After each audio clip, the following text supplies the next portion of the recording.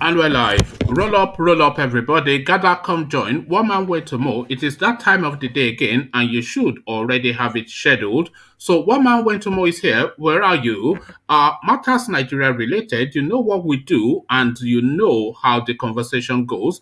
The hyperlink is already there if you want to come join me live on screen.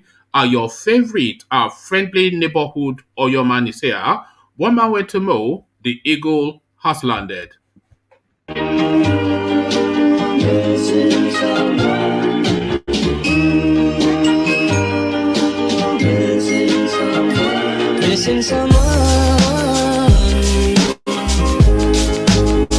With all your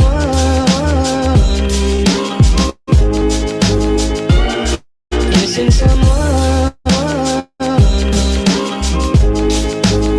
With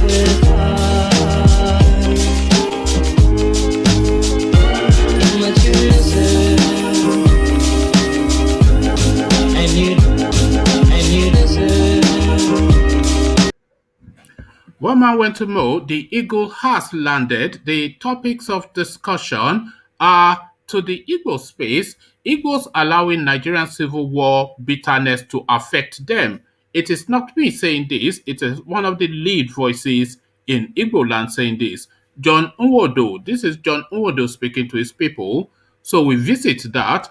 The communique by the southern governors, swift response from the north, northern elders reject 2023 southern presidency, warns governors. So shut up your mouth, as we expected the response from the north.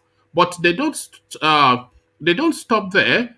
They go on further. Southern governors complicit in unrest in the region. Coalition of northern groups allege. So a full frontal response from the northerners. I am here to discuss it with you. Gather and come join in the conversation with me. The hyperlink is there if you want to come on screen, but really it is your presence that is the most required bit. So gather, come join. One man went to mow. The eagle has landed. And you deserve, and you deserve, and you did it right from the start.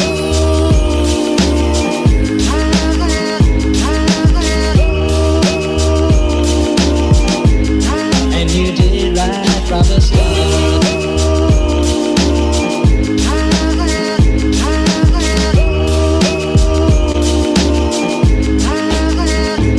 Missing someone is as normal. Missing someone, and missing someone is as normal. Missing someone.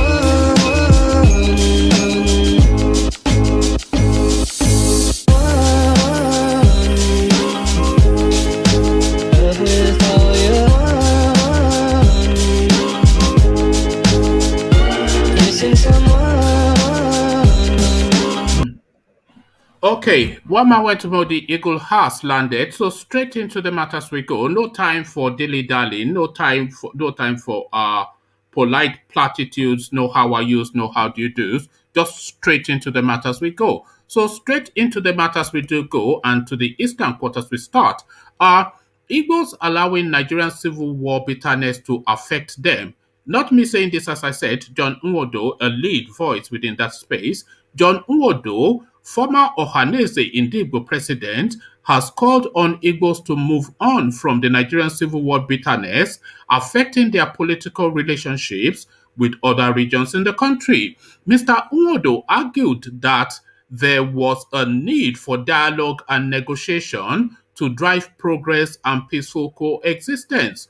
We have for long allowed the bitterness of the war and its lingering feelings to dictate our political relationships, he stated on Tuesday. Speaking during the International Research Conference on 50 Years Post Nigeria Civil War, organized by the Center for Health and Allied Legal and Demographical Development Research and Training at the Nnamdi Azikiwe University, NAU, Akwa, Mr. Nwodo also acknowledged the frustration of Igbo youth, younger generation. So Mr. Nwodo also acknowledged the frustration of Igbo younger generation is experiencing. So that should be the frustration that the Igbo younger generation is experiencing. He noted the young men and women who were not part of the war are frustrated by the impasse.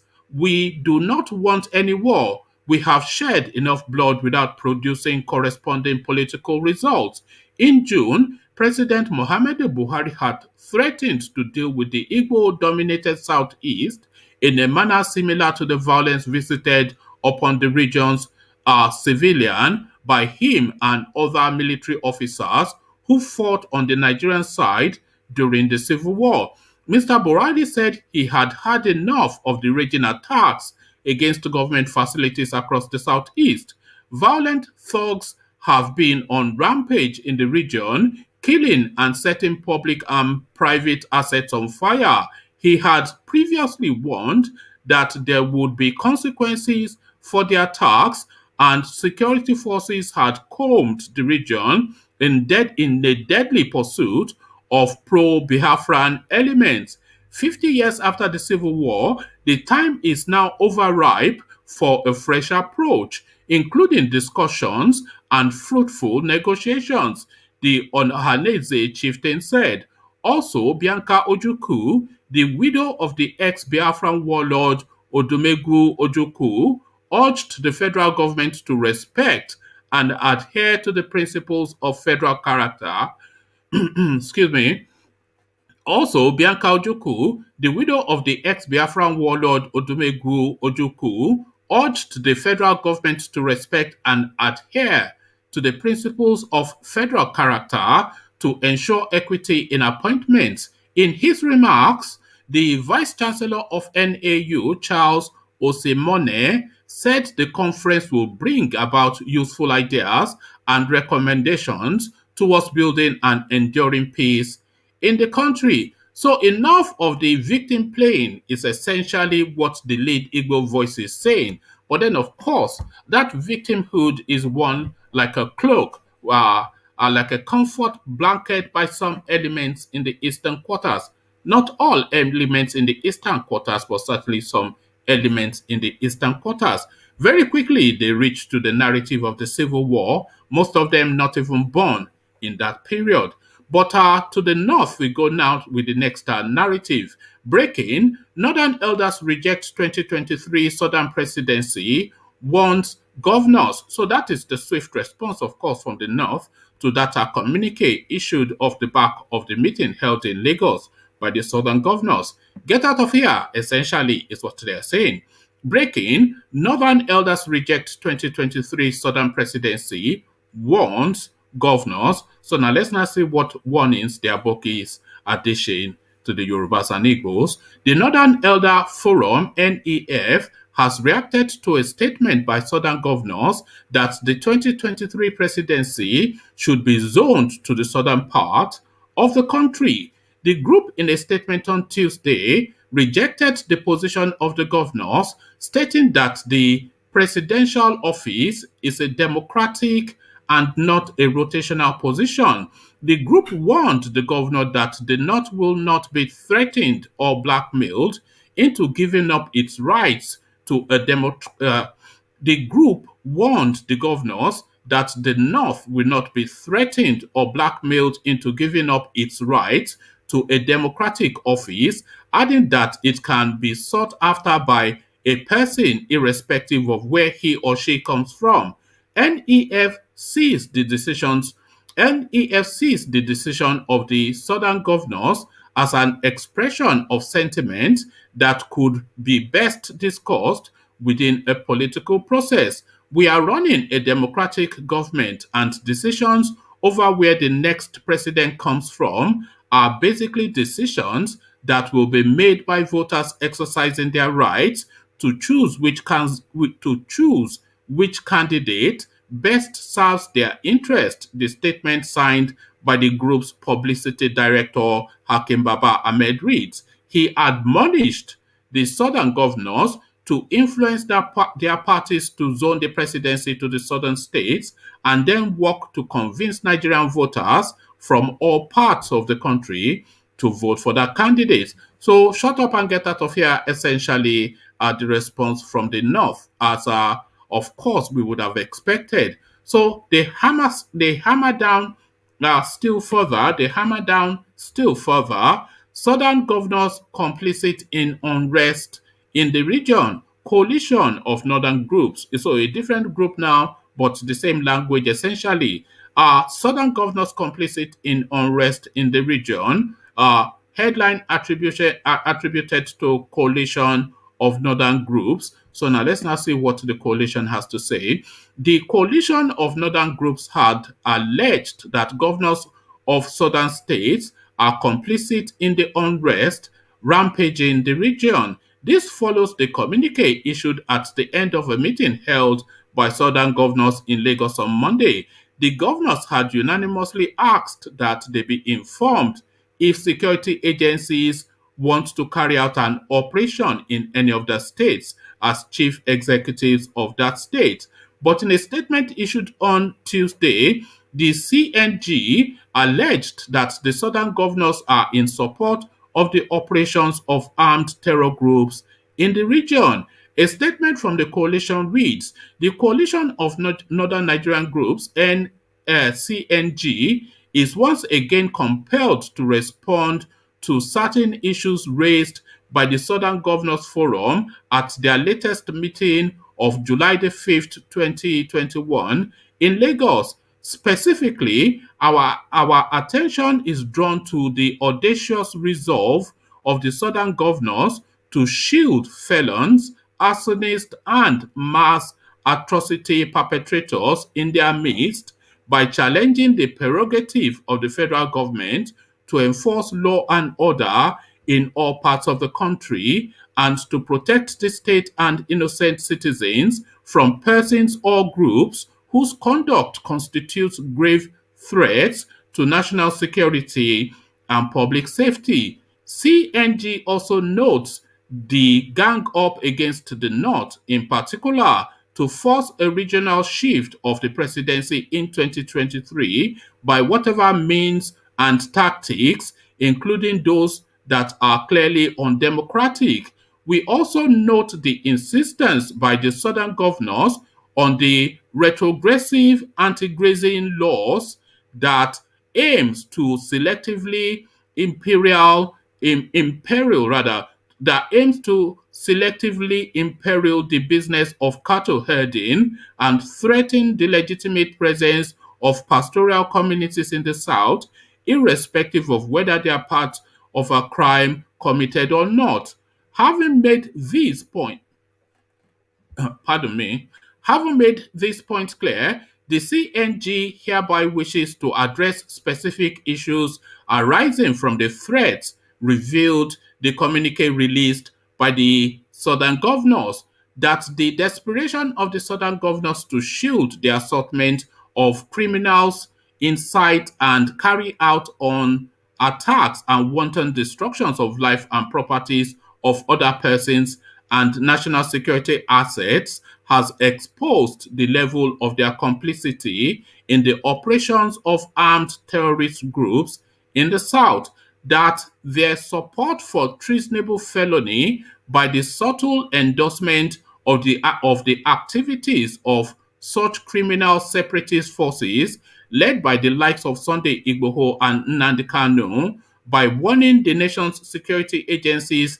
against operating in the region without obtaining permission from the governor of the particular state is a matter that must be given the seriousness it deserves.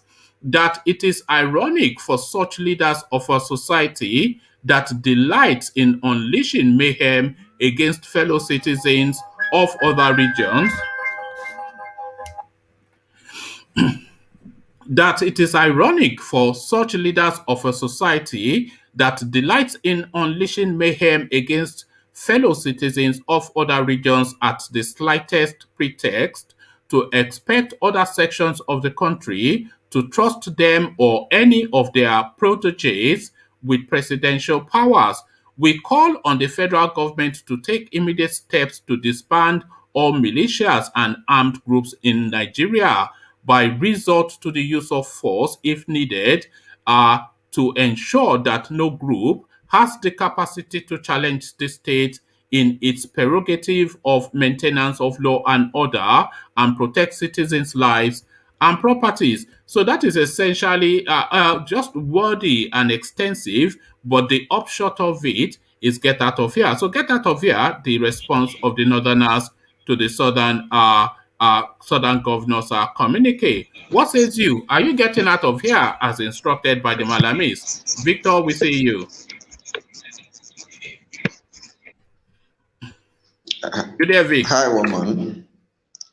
How you doing, Yes, bro? can you hear me? Yes, perfectly. Okay. Yeah, please, can we go over them one by one? Like the first one, Nwodo. What Okay. was he saying again? Well, is essentially saying that it is time to. Let me give you his headline. He's essentially saying that Yeah. it says Igbos allowing Nigerian civil war bitterness to affect them. So he's saying this at 50th, I won't say anniversary, but a commemoration of 50 years past of the Civil War, which is organized at Nnamdi Azikiwe University, where they were dialoguing about this narrative. And he is saying that the Civil War continues to impede the region interacting with other regions and are forming political alliances and participating fully in the politicking of the space. So it's saying that they're still hanging on to that narrative Okay. now for too long. Well, what he's saying now is one of the, it is synonymous with all of us in the South, all right, especially the Southeast. We keep on, there is this whole attitude of self-blame that I totally do not like, all right. Who told him actually in the first place that we are still not over the hangover of the war? Who told him? What, from where is he drawing that analogy? Victor, even on this small little platform that we all interact, very quickly people go to that narrative Yeah. to say, well, anyway, you are from the region, so you probably have more understanding. So you speak to it. Yeah. No, from what I understand, Igbos are the ones that are most invested in every other part of the country, right? Like, I do not understand the parameters or the yardstick for him thinking that the Igbos are still fighting that war. I don't believe it. I can't seem to find any evidence to support what he's saying. Okay, Who are you Victor, telling to move on? Have they not moved on? Have they uh, not built houses? What do they Victor, have to do to show that they've moved on? this is what he's asking for. So listen to this again. Let me just give you two short paragraphs. Mr. Nwodo argued that there was a need for dialogue and negotiation to drive progress and peaceful coexistence. So that's one. But this is really the part that I want you to hear. It says, we have for too long allowed the bitterness of the war and its lingering feelings to dictate our political relationships. So the lingering feeling, so it's not essentially that people are not investing. Of course, when there's commerce, then people will look for where profit can be made. But what he's saying essentially, it says that for too long they have allowed the bitterness of the war and its lingering feelings to dictate our political relationships. So forming He's alliances and actually, interact politicking essentially that they are not sorry, politicking. Yeah. he's saying that at the very wrong place. It's just like meeting two people that fought, and you go and tell one person you are still in this fight. You've not Mm, gotten over this fight. It doesn't make any sense. All right. There is mm, mutual distrust everywhere. All right. Let this one thing I really, really hate. You can see the passion with which I'm speaking now. mm, One thing I really, mm, really hate is when these elites come to talk to us like we do not have sense. These guys are just stop. I think he's Sorry, but speaking. what he said makes no sense to me at all. No, no, I think I'm just impugning into it, but I'm thinking that he is essentially speaking to a bridge building space rather than apportioning blame space. So he's speaking to Definitely, you a can't bridge build building bridge from language. one end. If you want to build this bridge, you have to bring the two people. That is why we are talking about national cohesion. You don't anything that you say that makes one people feel like you are blaming them for what is going on in the country is divisive. That is the truth. You can't now be telling any of us that I'm looking at it like this is I think you are contributing so much to what is happening. No, we are all contributing to it. If we want to solve it, let's find a central. I hate this idea of them beating up themselves all the time. Let's stop it. And there is problem everywhere. There is insecurity in the east. It's in the north. Why are we always talking to ourselves as if we are the problem? No, Well, that's if we want to solve it, it's a collective thing. Don't always come to the Igbo people and tell them shut up, don't talk, don't talk. I think that's essentially what he's doing, and it oh, makes no sense to me. okay, you know what I'll do, Victor? I will pop the article in the comment section for you to go and read at your leisure. Maybe it Yeah, is how I presented it that came across the wrong way, but the sense I got that he was obviously he was the former president of Ahanese. He is a lead voice definitely.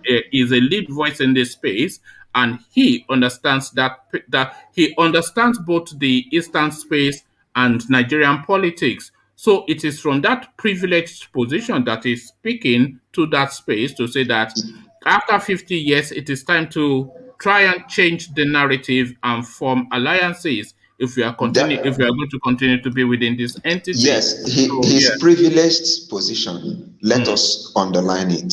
He yes. holds meeting with people that has cars. Mm, Like everybody, he has meetings with people that have cars. If he calls stakeholder meetings now, all mm, 90% of those people have cars. They have their houses. They live in their own houses. They have something that brings them money. So he's talking from one total angle. He is totally oblivious of what is happening at the other side. That's why most of them they talk like this. If you do not know the problem of the common man, you will always keep saying that the common man is the architect of his own problem. That is usually the thing. You understand? What I really do not like is I don't like when these elites come to talk to us like we don't reason well. Mm. The, what is the your problem in objection to this, what is your objection to what is being my said? my objection exactly is that statement that we should get over the war and move on. Who told you we are still in the war? If you are in the war, it's Are fine. you are you But are you are you saying that the war is not still something that reverberates in the east, and is the war not still part of the narrative coming out of the east? you can't delete history, right? Mm, We will at every point in time make references to that. But mm. whether we have moved on far beyond that, Yes, people you are have right moved because on, even in people the have United gone. Kingdom, they still talk about the Second World War. So war is not, Definitely. yeah. So, but no, but essentially, my sense is that it's coming from a good place and it's coming from a honest to my people sort of space. That was my reading, but then of course I'm just an outsider looking in. I understand what he's saying, but to be very honest, I think they should start focusing on the real things that matter. Stop telling, because most times when you like, When if would you I've want moved on the? and When you would come you back like? to me and tell me move on, it Where means would you like you're where expecting would more you like from the me. narrative where would you like the narrative to be in the east? Where what narrative do you want would you like to see coming out of the east? The narrative I want to start coming out from the east is accountability. Mm, All right, the governors we've put in place, help us, since your mouth can talk and a lot of people can hear. Help us devise a means by which we can actually know how much these people get per month, how and where they spend it on, so that we start monitoring, we start knowing who is our problem. That is they see all these things. When they get to these people, they shut up and they come back to us to come and tell us that we are the problem. That's why where I hate listening to these people. They know the problems. They know that these people are the ones that give our money. Let them follow us. Let us go and ask them, how have you been spending this money? Don't Would go you and laugh in would front you of them. say Come to us and tell us you are the problem. would you say that there's a level of attrition between the elders and the youths in the eastern quarters? Because I get that sense sometimes that there's that chasm, They the totally do language. not understand the terrain of the youth. That is the Yeah. truth. They are lost when it comes to knowing who the youth are and what the youth actually seek. Mm. The youth are not they are not asking you for. Look, we praise our governors for doing the most basic thing that they are supposed to do, even. Yes. That is to tell you that we are, to a very large extent, very tolerant. You don't come and start telling that same person that has been tolerant already to continue being tolerant so that you can To tolerate continue even more. misbehaving. Mm. A normal Igbo man puts borehole for himself. He's not Mm. waiting for the government anymore to come and put water for him. A normal Igbo man in a street, they contribute money and build the road to their street. These are basic things that the government should do for you. But you shouldn't tell us to shut up when we ask that. We should know this. The money we are spending is our own money, and it shouldn't be that way. You understand? And normally, the way Nigeria is now, we shouldn't be taxed anymore because we are already doing what the tax money should do for us. You understand? That's one thing. That's where I really, really don't like when these elites talk sometimes. This is the most passion I've heard from you, Victor. Usually you are just calm and unfazed by anything, but it looks as though this jarred you a little bit. No, no, I hate it when you beat up the boy and you still blame him. I don't like it. I don't like it. All right. Well, I think that anger will probably continue as we go to the north. They are telling people essentially to get lost. So the northern elders reject 2023 southern presidency, want southern governors. So essentially, get out of here is what they are saying. It says NEF, which is Northern Elder Forum, sees the decision of the southern governors as an expression of sentiment that could be best discussed within a political process. We are running a democratic government, and decisions over where the next president comes from are basically decisions that will be made by voters exercising their right to choose which candidates best serves their interest. So this is what they are saying now. It's a democracy Yeah. now that their man is in situation. It wasn't a democracy when they were trying to beat Goodluck Jonathan out of the space. Well, what they have said, all right, to me, it is fine. It is constitutional. You don't have to. I think what the southern governors are trying to do is to just add pressure. It is Mm, not. It is not like they are going to obtain it by fiat or that they are mm, going mm. to force it down anybody's throat. Let's understand that. All right, it's they are just trying to add pressure to say that this maybe to me I'll see it as an assertion. It's a statement. All right, it is not law that it must come to the east, to the south. All right, so Mm. that their position to me, as long as they said it is fine, we should follow the due process. We are not disenfranchising the north. That is correct to me. I wouldn't even fault that. I listened to them. I listened to Catch on Odunju and the Northern Elders Forum chairman this morning, on Channels TV. And yeah, his position is fine by me. It's essentially not our constitutional right that it must be ceded down here. It is just in the spirit of Political pressure. yes, exactly. Mm. That's just all it is, and it's fine by me. Okay, but still to that space, another northern group comes to speak to another aspect of the communique that came out. The request, or should we even say demand by the southern governors that the next time that the DSS or federal institution is looking to operate within their space, that the governor of that space, as the chief security officer of that space, should be taken along. So let me just give you this short paragraph. It says specific. Oh, sorry, I'm getting some feedback. Sorry, let me see who I'm getting that from. So okay, um, let me just give you this, Victor, and then you can respond to it. Just this paragraph.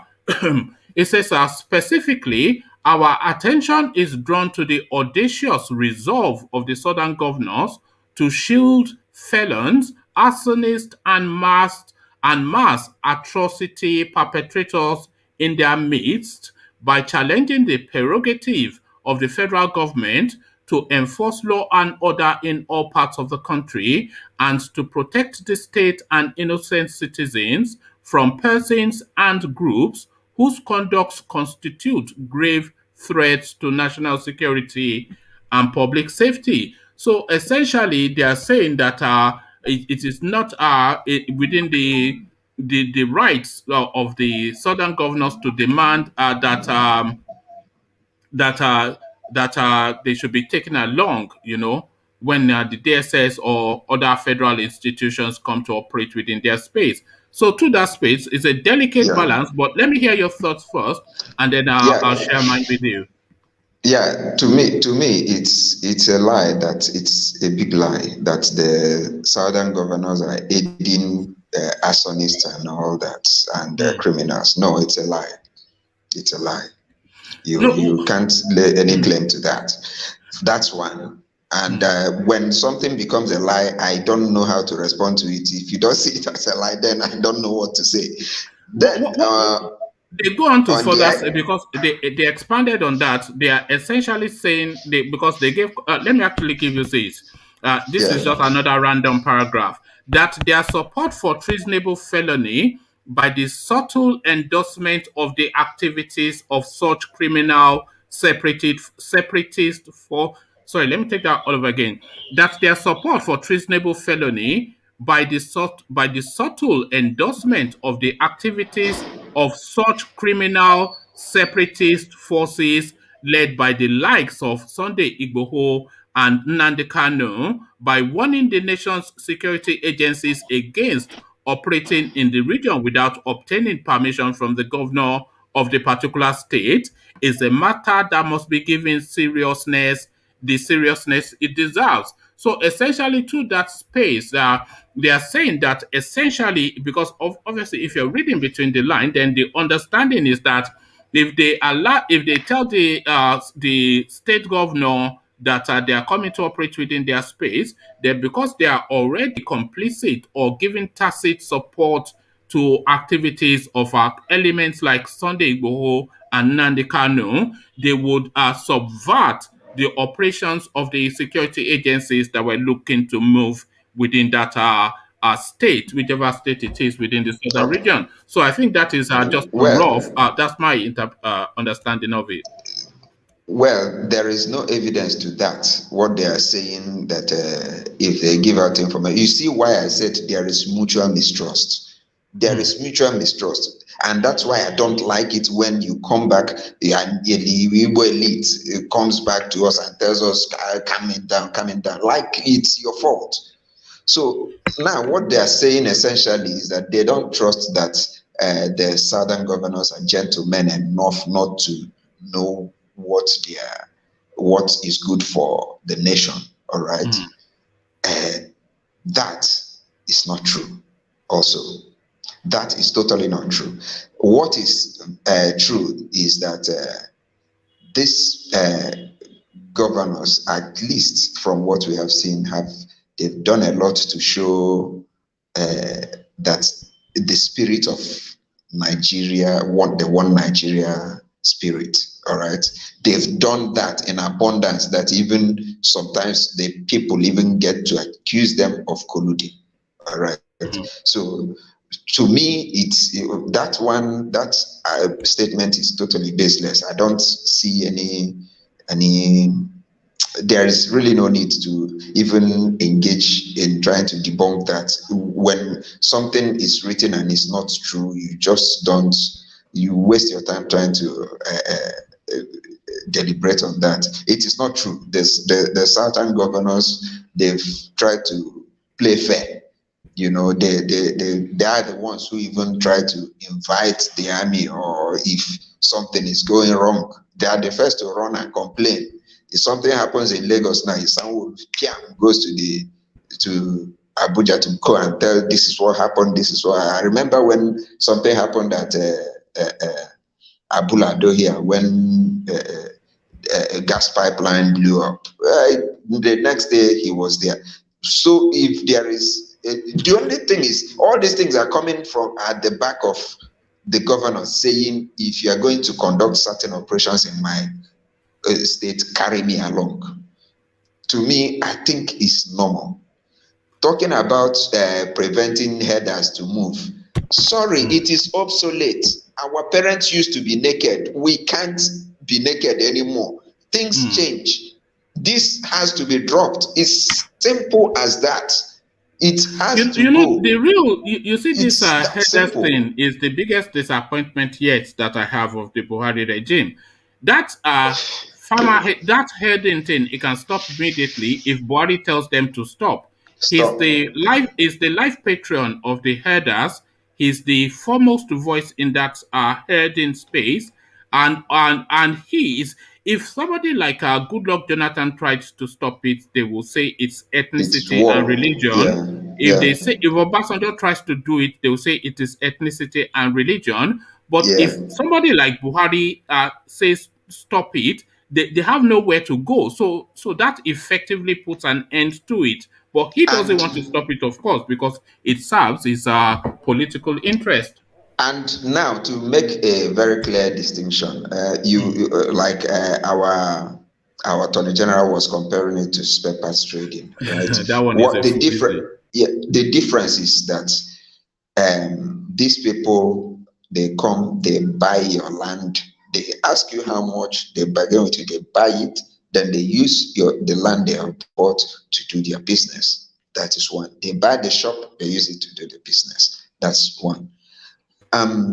If they can adopt a system whereby they will come to a locality, okay, when we transport our cattle, it drops here. This is our locality. We buy this base, we buy this land, and keep our cattle within this land that we have bought. I think it would even make sense. Now, You know, if they are going to, what you are saying is essentially what needs to happen. If they are moving cattle from the core north, then they can have a resting space in Soyaka, midway in the country. That is an yeah, economy for that space itself. And then when definitely. they bring it in, maybe in Oyo State or something, they have some open space where they can have all of their cattle there, and those cattle are then traded from there and From then there, dissipated to wherever it is that it needs to go. That is definitely so there are hubs of economies that can be created created chains just of around that employment. value, it's a Yeah, value chain. But it's yeah. easily fixed, this thing. But of course, the purpose is not cattle Just rearing, the will to it's do it is the intimidation. problem there. The will to do it is the problem. All All right, let right. me give space for other people to speak, please. All right. Thank you, Victor. So, Victor, ladies and gentlemen, Victor, let me shuffle you to bring Baba Kure in. Ovie, let's hear from you.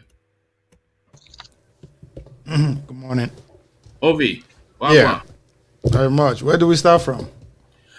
So the Jim Nwodo, the one that actually got Victor's blood boiling, saying Igbos allowing Nigerian civil war bitterness to affect them. So this is Jim Nwodo, a leading voice within that space. So he said that the Northern elders reject 2023 Southern presidency. So a response to the communique that was issued by the Southerners, and another group, the Northern coalition, whatever they call themselves, Southern governors complicit in unrest in the region. So all of that, yeah. So to that, Ovie. I mean, that of I understand where Victor is coming from too, and the same thing. I kind of understand what Jim Wobodo is trying to say. This is Nwodo, yeah, Jim Wobodo, right? This is Nwodo. It's Nwodo, not Nwobo. Okay, Yeah. this is this is a generational, difference of views and opinion. I think even if you read the article, Jim Nwodo actually stated that he understand how the youth from that region feel regarding what is happening. And at the same time, I understand Nwodo when they are the one that actually saw and took part and experienced this civil war.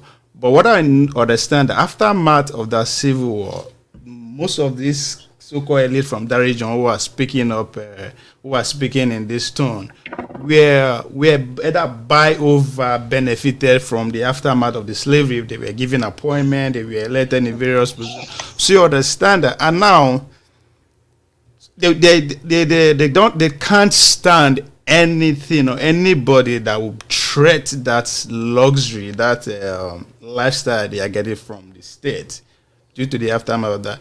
And the younger ones who did not see what transpired, they expect them to understand, because as if one, the young people are not seeing any benefit from what these guys are saying. So let's forget about it. Even though we didn't experience the civil war, but we can still see the traces and the negative impact Yeah, of what transpired. a And you lot are of just asking us because we believe no, that that no, is the but foundation of our problem, the young people. a lot of what Jim Nwodo said in that piece is nuanced and complex.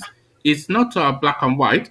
Because, like you said, there are several audience for that just one speech. So there is his generation, some of whom experienced that space, and then there's a vast, large mass of a younger generation who did not experience it directly, but experienced it via oral recitations from their families, no doubt. So it is to all of that space that is speaking. And that narrative, I mean, you agree yourself, I'm sure, that a lot of the Eastern narrative is still circled around that Biafran war. I mean, songs are still being sung about Biafran war. A Yes, 20 something year because old guy from the East will be singing about Biafran war. Even perhaps his father even was not born when that war happened, but he's singing as though he just came out of the trenches just 2 minutes ago. So what Jim Nwodo is saying is that that narrative of that war is stifling the political engagement of that space with the rest of the country, which is impacting on development and cohesion. This is how I understood it. yeah, but I'm, as I said, I put Victor, feeling into consideration. I'm speaking as a Yeah. young man now. You are saying we should move on. Move on from what? Because From the narrative of the Civil War. that's all we know, and that's all we know, and we believe is our problem, because we are asking us to move on, to understand with you, so we can move on, but we are not getting anything. Not just from the state now, from even from you that is telling us to move on. Move on from what Yeah, to but the what? reason why the East is not getting anything is still circled around the narrative of that civil war. Victor was telling us that there is mutual distrust, and he used the analogy Yes, of that's building bridges from both ends. But of course, that bridge can start from one end, and then the other end can meet it in the middle. So what Jimmy Woodrow is saying essentially is to change the music, change the paradigm, speak a different tune, and engage. and I think what the young people are saying, that what are we moving on from? We say we should move on From the from Civil War. the civil. We didn't even experience the civil war, but No, what we are that is the experiencing is thing. kind of But more like of a civil war. You are saying we should move okay, on. What let's are use you giving Nnamdi me to Kanu as move an on to? example. Let's use Nnamdi Kanu as an example. We don't like to, but he is a good example to use. Good, yeah. He carries on almost endlessly on a daily basis about the Civil War, trying to re-echo all of the narratives of that space. He was barely born when that war took place. He was barely born when that war took place, but that is the hub His and the birth central certificate theme. says Yeah, Biafra. hold on. That is the hub and the central theme of his narrative. And Nnamdi Kanu, somebody like him, is a bridge between this vast young generation and the older generation, because he is in that middle space. they need to move on from that narrative. See, Essentially, I have to say I agree with him. if somebody like Kanu is saying we should move on, we should not move on, I understand him. Nwodo is a beneficiary of the system. Aftermath of the civil war, they were given mandate. This preaching of cohesion, let's live together. Where they were given mandate to go and practicalize it in the East. What have they done? Practically, because that is what it, as I said, as a young man who didn't experience physically the civil war. This is all we know. Injustice, lack of everything is against. This is all we know all our life. And you say we should move on. Move on to what? I'll move on to engagement with the state. He said it himself in the piece. He said, move on and form relationships and alliances. How often have you come here to hear me say that the Igbos are standoffish from politics? And Yes, I agree. I am challenging. So that is what he's saying has to come to an end. That aloofness and predicating everything and wrapping themselves in the cloak of victimhood. I could be wrong. Wasn't it the same message they preach immediately after the civil war? Let's move on together. Let's coexist. But it was raw and fresh then. It is 50 years on. Now, that's what I'm saying. The young people that you are, asking them to understand is that what we don't understand that what are we moving on from to where?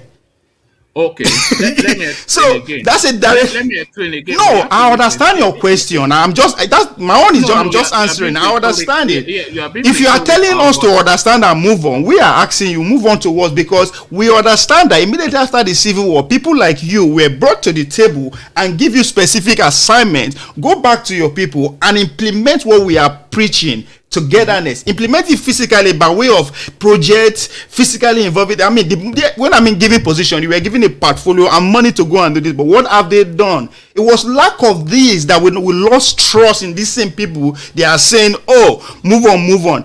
The only reason why Nnamdi Kanu have this so amount of followers is because they have given up on these same people like Nwodo. They are neither here or there. When is in their favor, oh, let's move on. When they say that the ship is turning over, they will say, hey, no. He's the former president of Unrest, if I understand clearly. Yes. And before the tenure expire, his tone wasn't like this. I understand his tone very well. So now, yes. I think Nwodo was one. I think he was a minister before too. This man has been in the scheme of game from the end of the civil war to this point. What has he done? Yes. Now you coming to preach to me, I should understand. Understand what? What has he done? He has played in national politics, and it is asking the region to move into the national space. Baba Akure is just telling us now that he was a minister within Nigeria. He's I'm not really sure, but I know that I think in the federal before. You know why I'm sounding like this? You know what I'm sounding like this? He's the wrong person. They are the wrong people to be preaching that kind of message to us. I'm not totally disagreeing with what he's saying, but let me just explain what he's trying to tell you. He's trying to say his personal interest is there, so they should please understand. Remember, it's not about I know. No, please don't do that. Don't do that. Sorry, don't diminish No, the conversation, man. I don't. It's always personal interest.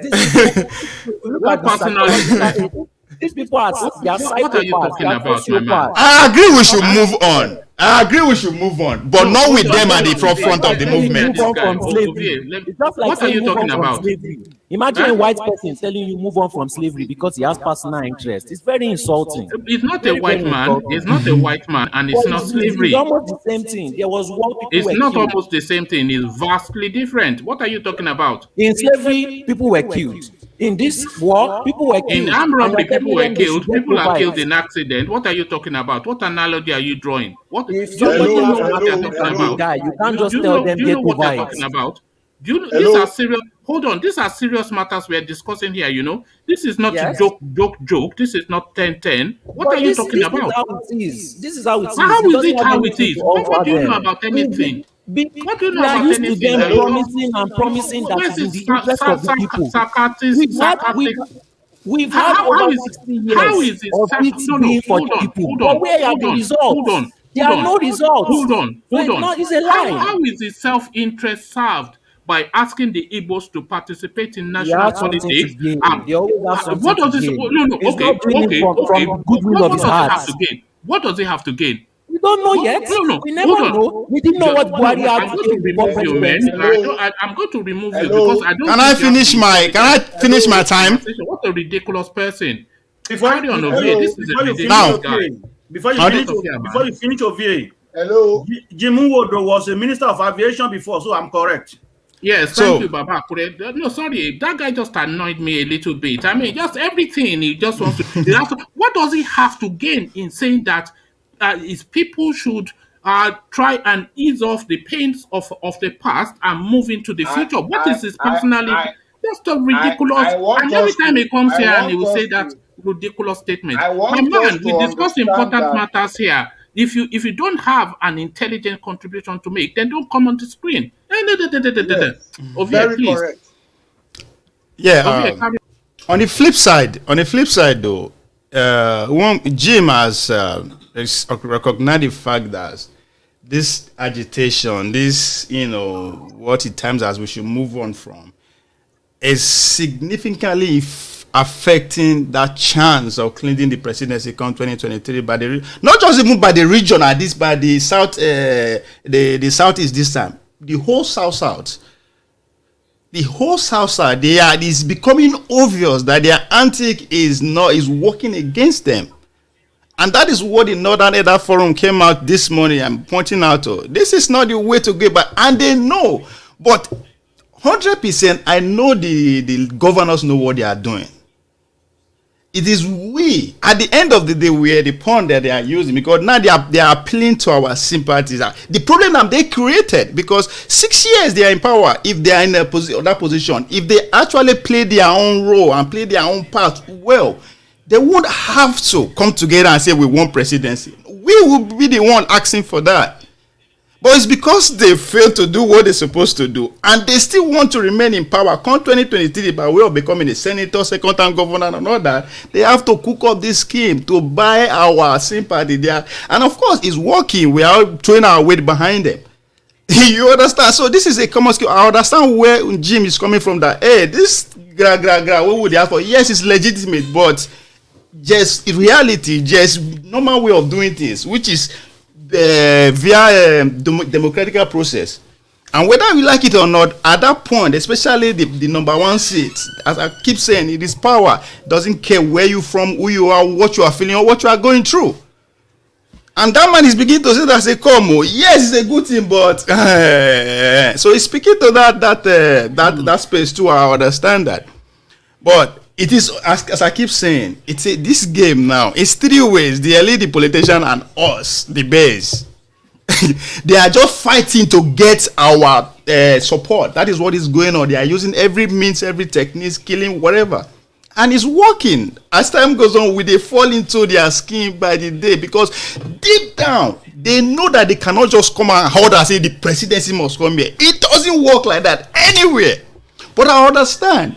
They need the people to cry. They created this cry that we are this stress we are going through. Not necessarily the president.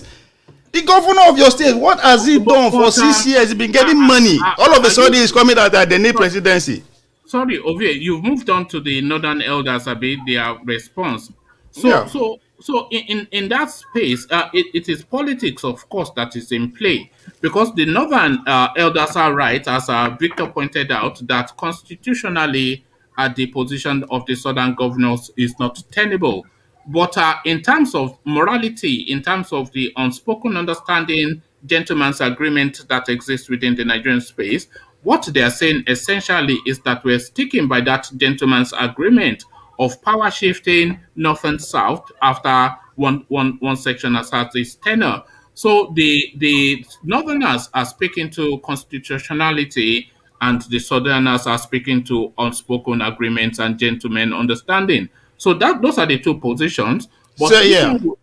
Why are they dragging us along their gentleman agreement? We weren't there. They didn't carry us along when they are making the agreement. What we understand is Who is us? What would you rather be the case? listen, what the masses know that is the right way to go is what is in the constitution. That gentleman agreement, a few of them come together and say, oh, come, we could rotate this thing. Oh. So why are they dragging us in now? Make them do that. That's what I'm saying. The northern governor, would you prefer a southern president or a northern president, or you don't care? I don't care. They are all the same. For me as a person, who becomes the president, I don't care. Unless I have personal whatever to the person, I don't really care. They are the same thing. Now book, now textbook, then they follow. The difference is that some they get that leadership mind power to exercise what they really sit down. Now be the difference between Buhari, Goodluck, and the rest. But if not, they are all the same. They work for particular interest. I don't belong to that interest. So the only interest I belong to right now is the masses, and they don't care about us. So why should I care who becomes the president? Because what I think about who becomes the president at this point doesn't really count. It will count if we're able to come together and project it in numbers. But individually, so either south or north or west, or we have all of them before. What is the impact? Nigeria is shitty as they met it, as they, So I don't really care. So I understand. That's why I say these northern governors are clown. That's why I keep saying it. They know to the third narrative, I suspect that your response will be the same. A different group from the north, they are saying that this idea of, for instance, the DSS, when they come to operate within a state, not even the state, but any state, that they should notify the state governor just as a courtesy and to acknowledge the fact that that state governor is indeed the chief security officer of the state. So they are saying that that is a nonsense. They are saying that the Southerners are by habit shielding felons and people of treasonable tendencies, citing Igboho and Nnamdi Kanu as examples. So to that idea of the DSS or a federal body agency notifying by courtesy the state governor before they operate in that space. No, it is it's very funny that the governors all of a sudden they wake up, they choose matter that they will benefit from directly first. You understand? Oh, they should not come into their state to get our support. Yes, okay. Let's give it to them their rights. You understand? But at the same time, what is the role of this same governor to his local government authority? Where is the same energy when the same federal might came and spray bullet for Lagos? Where is this same energy against this same authority? I've been at different people come do the. I've been against different cities. They don't have state citizens. But surely it's a build up to a crescendo, is it not? It's a build up to a crescendo. They are just shouting, and then it gets to a peak, and they say enough is enough. They are waiting. It's because everything is because of what is coming ahead. Now they are the same. You can use the same analogy for state policing. They are all screaming for state policing, because so that they will have the autonomy, the authority to keep using this state authority against their own citizens without anybody interference from outside. Why is anybody seeing it like that? If you have the control of a military, you will win election easily. I mean, it's obvious. Listen, in recent memory, Lasma, we all know the role of Lasma in what is his name? Atinubu's becoming who he is today. Ovie, is it your thought that if the policy was localized to the state will not be better secure than they are now? Is that what you are arguing? I support state autonomy, total autonomy, not just police. Be in control of your economy, be in control of everything, so that we can hold governor responsible. Yeah, you understand? Is that not part of that autonomy? No, them going for police. Trust me, they are trying to have 100% power over the state commissioner of police to use it against you and me, so that nobody will interfere. Oh, okay. As a good intention that is, I agree that yes, we need state policing, but I don't think we are there yet. We need total state autonomy, not just policing alone. It should go across the board. okay, we don't have policing in Nigeria at the moment, so yeah. We do. It's not just either What do we have? they are not operating to barely literate waiting you carry that are robbing people on the street. no. See, Huh? just like what we were arguing yesterday. Government is what a is your result solution of of how this? society What is your works. solution? Now, when they produce these No, people, these institutions are from us. No. Go to solutions now. What is your solution to policing in Nigeria? It's tied to autonomy. Right. There's no way. You have to decentralize the autonomy, but it should not just be policing alone. It should cut across everything. Hold on. No, these people want to use it against election. They will use these people against us during election. That is what they are clamoring for. You said that already, Ovie. You said that already. Hold on. Let me pin this guy down. You said that already, so don't say that again. Okay. I'm asking you now for the solution to policing. You said total autonomy, yes, but part of that total autonomy is this policing thing that they're saying. So what is your objection to it, and what is your solution to it?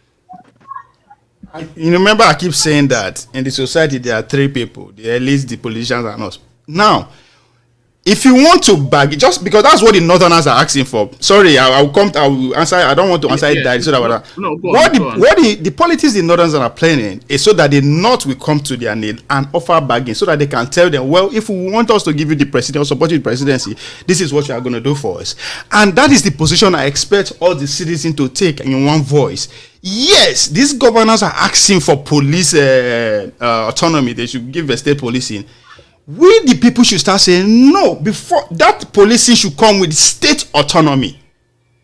It should cut across the globe. We should be able to hold the government because right now everything can you. You can't have blanket everything, can you? Even you. It's not everything. It's not no. See that is how to play the game. Everything. Total autonomy is blanket everything, but the marquee items within that autonomy are things like state policing, resource control.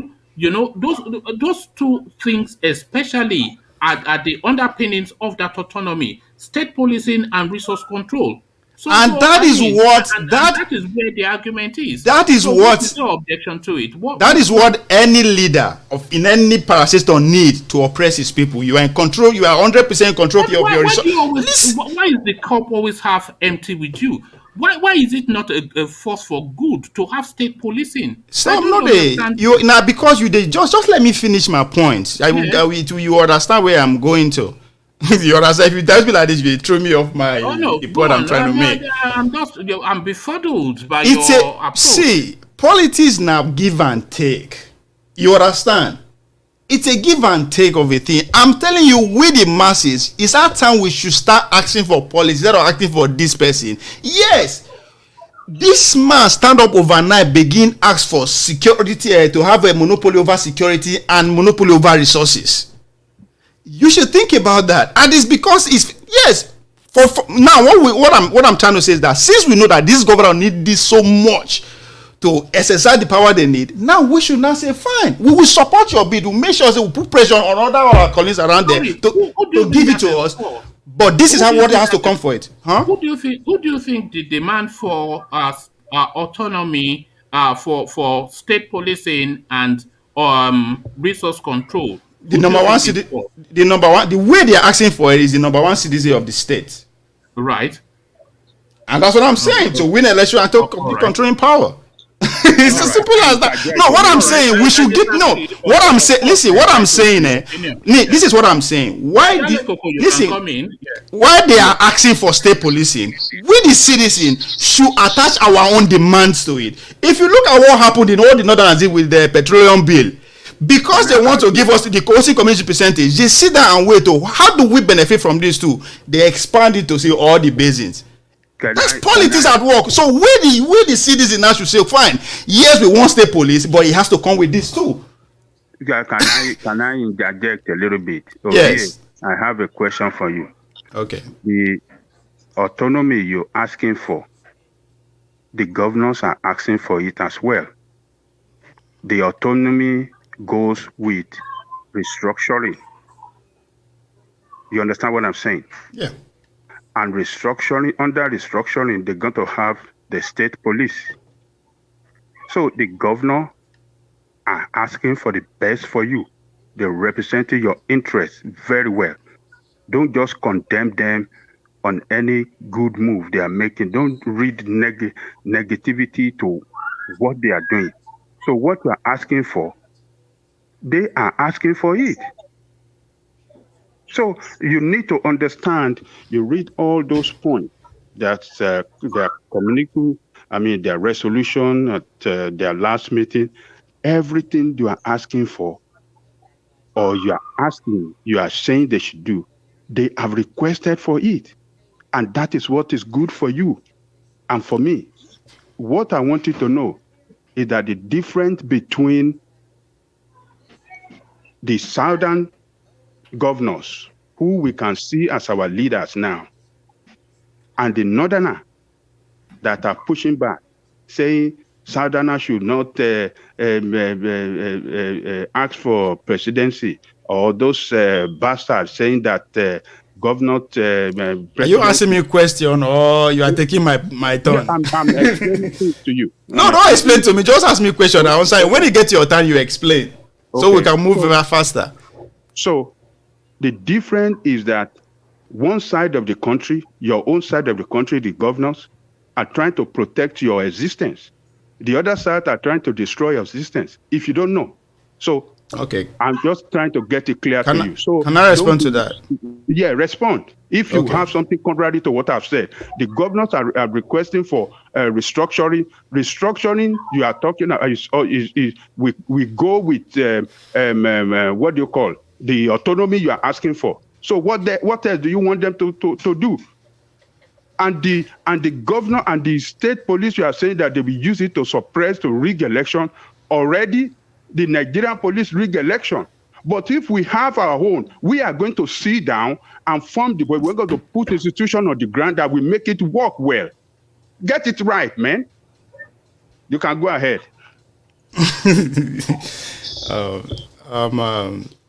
You are politics speech now. No, because you are you just there everywhere. So I'm trying to. See better than you, and we are telling you, you don't want. Can you see why are you doing this now? You are spoke with passion. You make suggestions. Allow me talk. Okay. I'm having a civil conversation here. Allow me to respond to that. Let me respond to that. Oh yeah, carry on.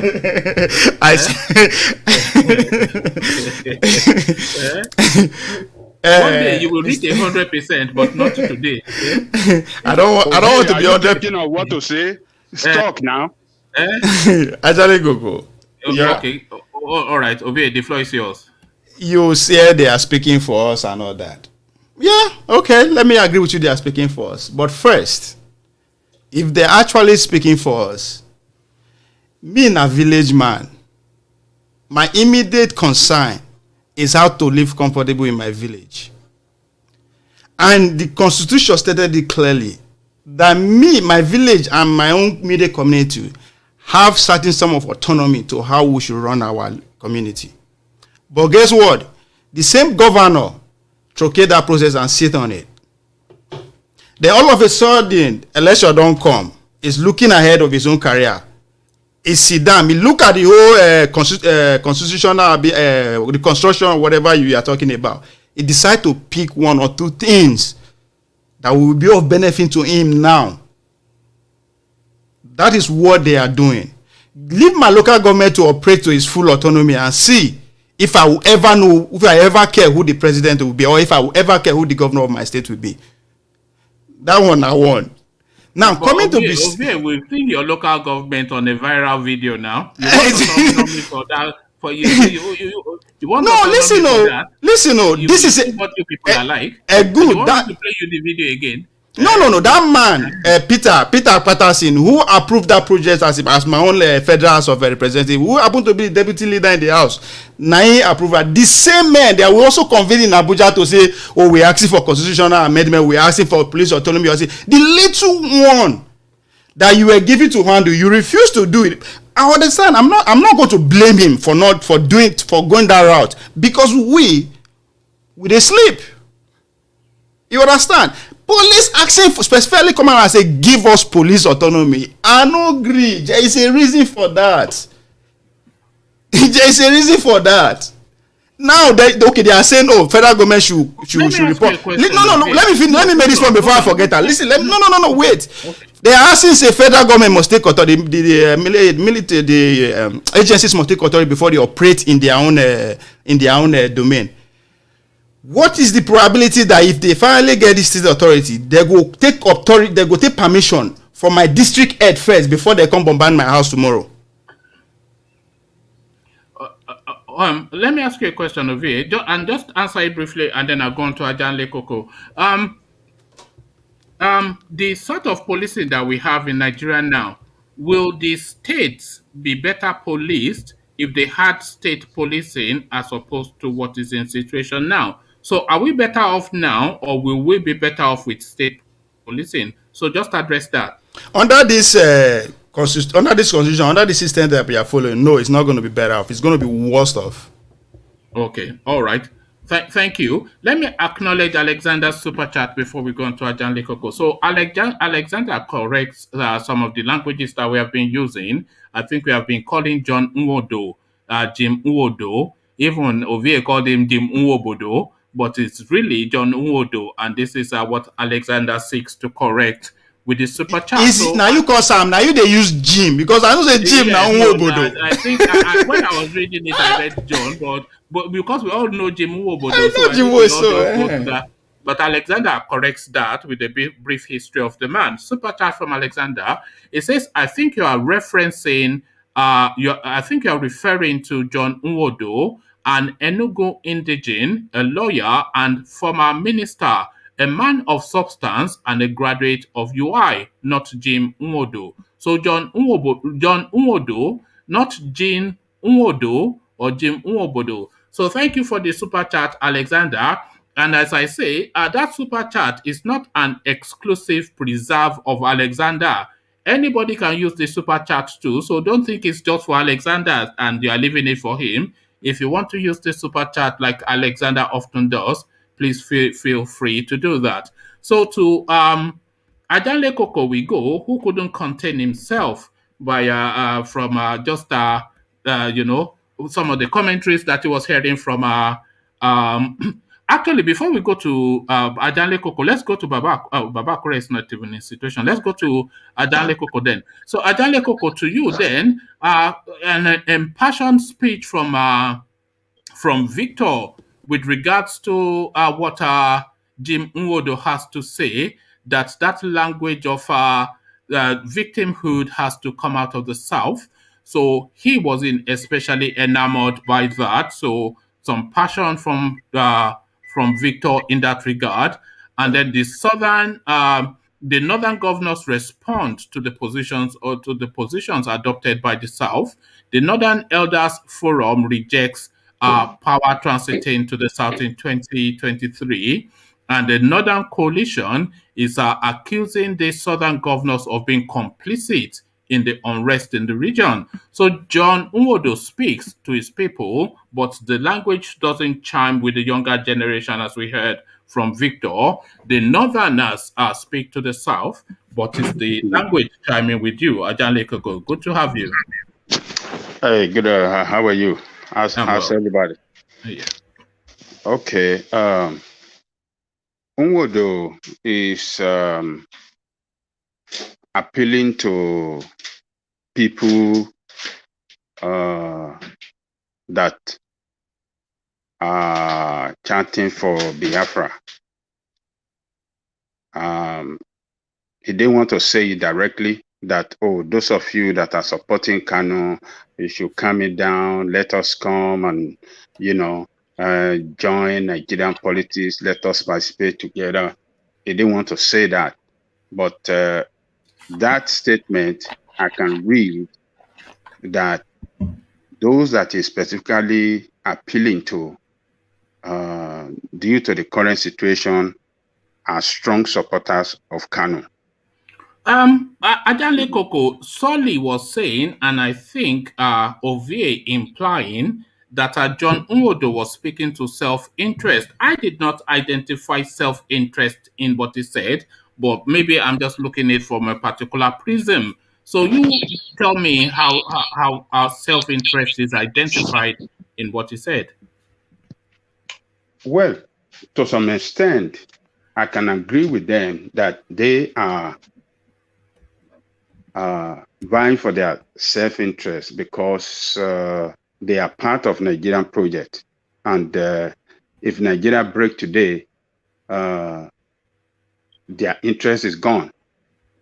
They will become irrelevant politically in the scheme of things in Igbo land.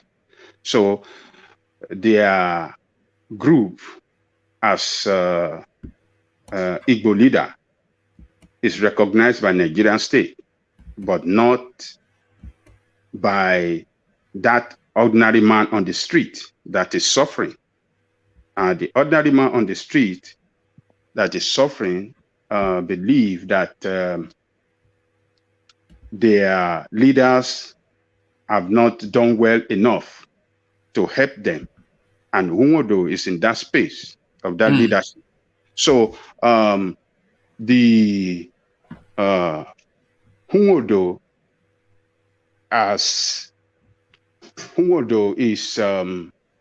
is part of Nigerian project, so they don't want anything to happen to Nigeria. He's a politician. He's no political leader, traditional leader want Nigeria to break. That's a fact.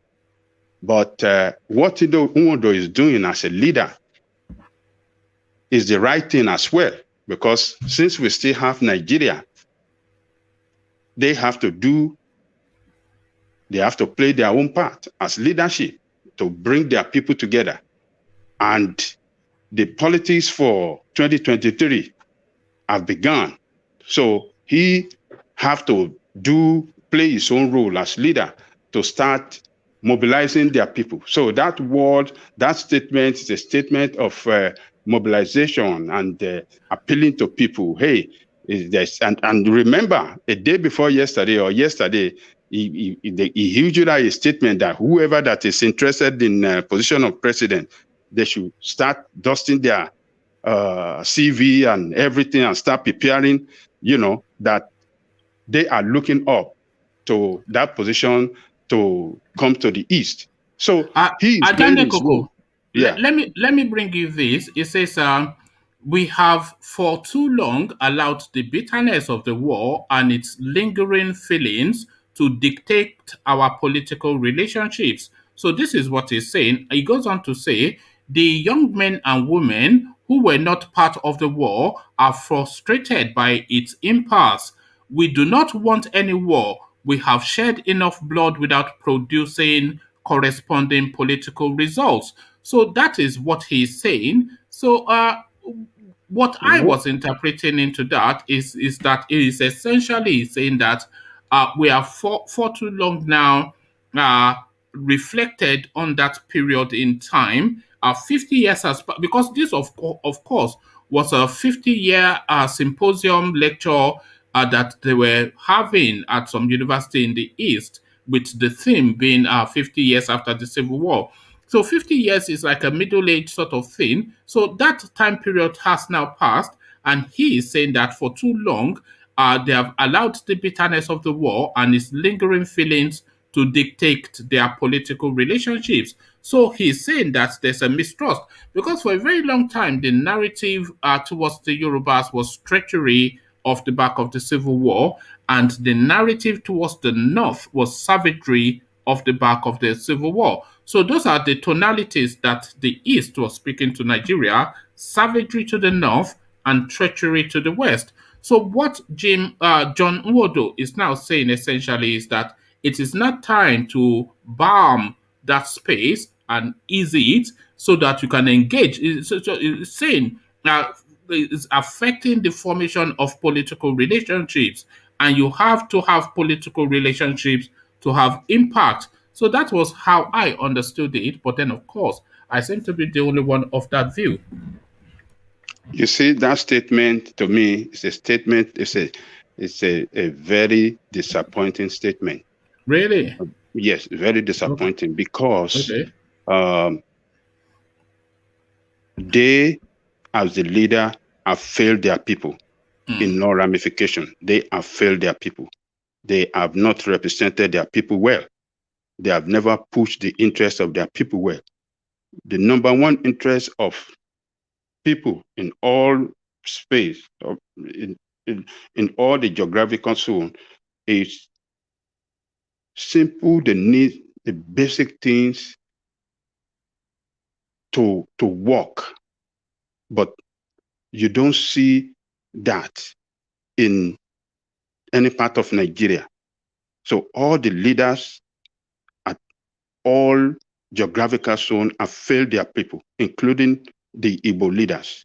So now telling their people that with all that statement, they need to sit back themselves and look themselves that have we really done well for our people? What have we done that our people can really look up to and be proud of as people?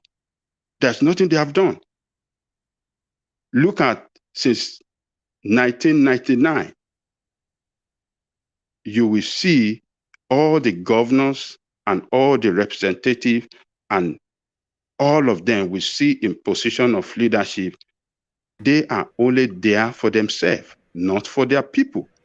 And that is the problem that we You, have in Nigeria. So, you know Nwodo, the cynicism of the Nigerian place. yes, It yes, saddens me. You know, yes. So, you saw my altercation with Solly. It's that cynicism. It just it breaks my heart. You know, nobody wants to listen to anything without no, giving it this coloration of chop chop. yes, they have failed the people in entirety.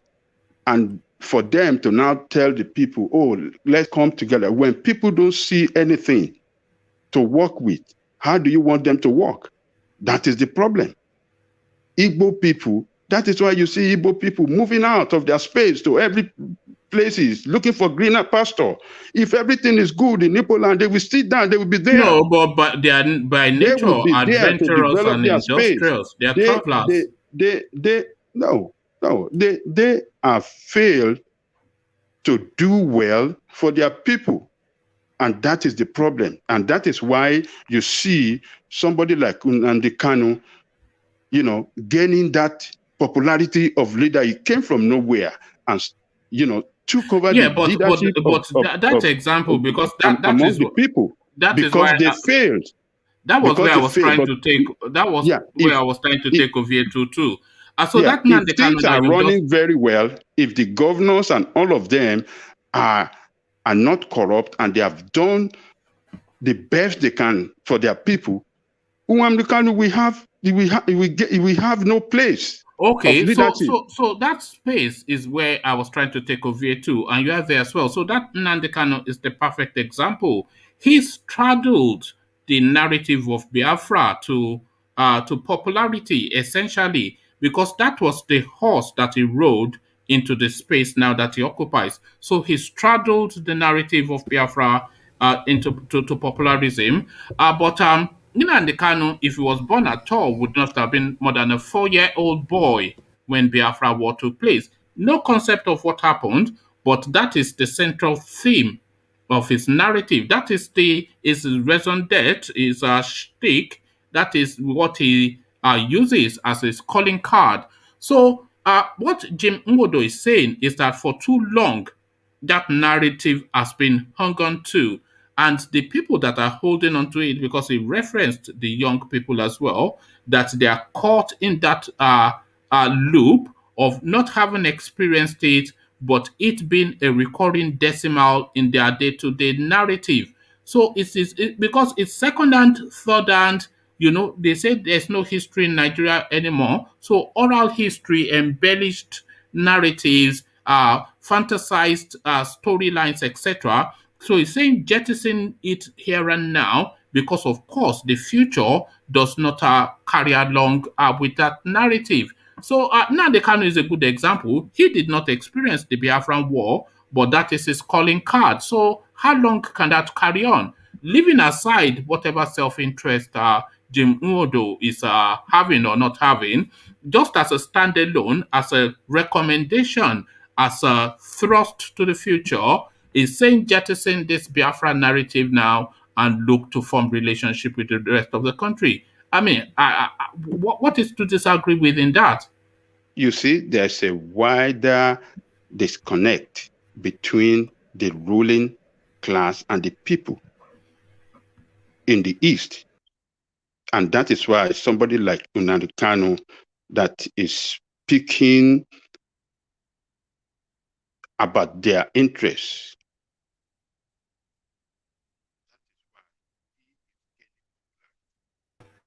We're losing you slightly, Ajanle Koko. We're losing you. You're fading away. Okay. Well, we've lost Ajanle Koko slightly. Ajanle Koko, readjust whatever it is you need to readjust and come back. But whilst you're doing that, let's go quickly. Can you hear me now? Oh, okay. No, that's better now. Yeah. Carry on. Okay. There's a wider disconnect between the leadership and the people. And that space is what Nnamdi Kanu fit into. And its messages and everything resonate with the people because the people are really feeling the pain. And he's telling them, look, we can do better. Nigerian state have done the little it can do to the Igbo people. But the Igbo leaders are the people that cornered the resources for themselves. They didn't use the resources to benefit and develop their people. Okay. Let me put it to you this way, Ajanle Koko. So what Nwodo is saying, I don't think we resonate let me put it to you this way, Ajanle Koko. How would you, Ajanle Koko, like to see? You're not from there, but you know you are a Nigerian. So how would you, Ajanle Koko, like to see the relationship of the eastern part of Nigeria with the rest of the country? How would you like to see that relationship? First of all, the Igbos have to make friends. Oh, there you are. They have to make. Is that not exactly what Nwodo said? Hold on. And yeah, they have to make friends with their southern people. I mean, the rest of the southerner, like the Yorubas and the South. They have to make that strong relationship. That strong relationship togetherness can push their interests further. Because when they are talking of marginalization, I think to me is the position of presidency. There's no other position that they are marginalized. It's only the position of presidency.